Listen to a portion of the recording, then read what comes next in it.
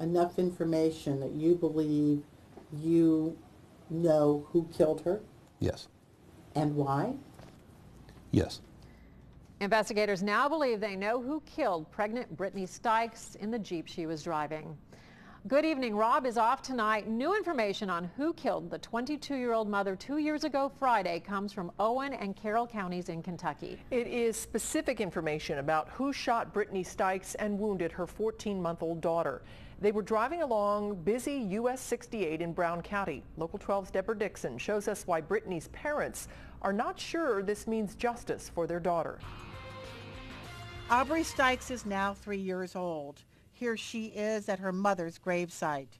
Brittany's parents say she's a vivacious child. She's changed a lot in 2 years since surviving a bullet to her head shot from the gun that killed her mother. When that little redhead looks at me and says, "Mammy, I miss my mommy," I go back to that day. That day, daughter Brittany, 5 months pregnant, is in this yellow Jeep driving through Georgetown. 8 minutes later, the Jeep is off US 68. Brittany is dead inside. Aubrey is bleeding. In the middle of the night, it hits you. Just, you know, when the house gets quiet, it really hits home, and that Brittany's gone. But why is she gone? What is the motive for murder? Brown County Sheriff's investigators think they know. We still have some extra investigation we need to do on the case, but we feel that if it holds together, we'll be submitted to a grand jury.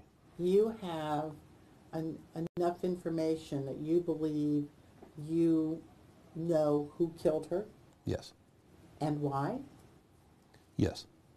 The new scenario has Brittany's killer stopping in front of her car here on US 68, then walking to the driver's side window and shooting her.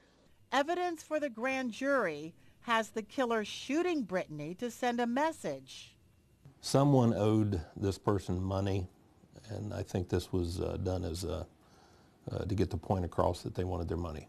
Smith isn't saying who owed the killer money, only that it's not Brittany or husband Shane.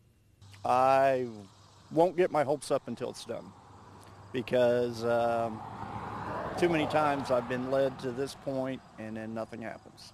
I'm a mother. The answers have to come out. I pray for the answers. I pray for the truth. Mary says she wants to be able to tell Aubrey the truth. She knows someday the little girl's going to ask her, "Who killed my mommy?" Deborah Dixon, Local 12 News.